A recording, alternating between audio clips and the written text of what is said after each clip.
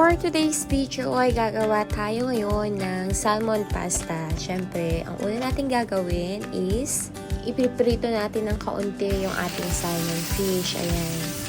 Ilagyan ko pala siya dyan ng kaunting asin. Ayan. And then, huwag masyadong overcook guys kasi tough siya. Trinay ko pala siya guys kasi gusto kong tanggalin yung kanyang fish skin. Ayan. So, medyo brown na siya.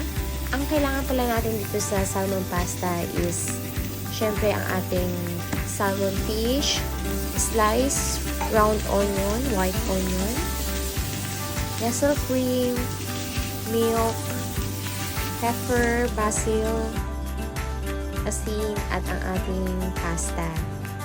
Pasta spaghetti. So, yung ating prinitong fish guys, ayan, half-cook siya. Hinimay-himay ko lang siya ng ganyan. Kasi isasahog natin siya sa ating pasta. At yan, nahimay ko na siya. And then, pumunta pala ako sa aking garden guys. Ayan, kumuha ko ng fresh basil.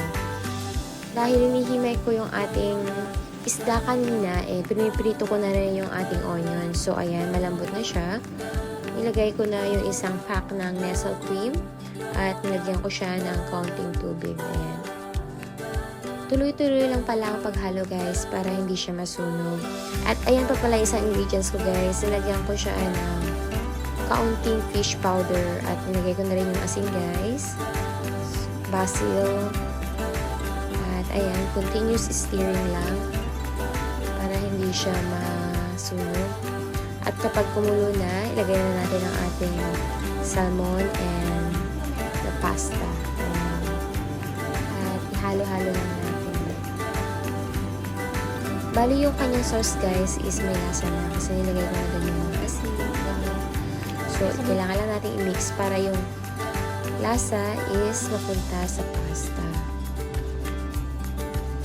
Hindi ako nakontento sa aking nilagay na nestle cream kaya dinagdagan ko siya ng gatas. And then, ayan guys, yung basil na kinuha ko is hinati-hasi ko siya ng pahaba. Ayan. At nilagay ko sa ating pasta. Ihalo-halo lang. And then, ready to serve. Try nyo gumawa guys. Napakasimple at napakasarap niya. So, what are you waiting for? Try nyo na din. Thank you for watching guys. God bless.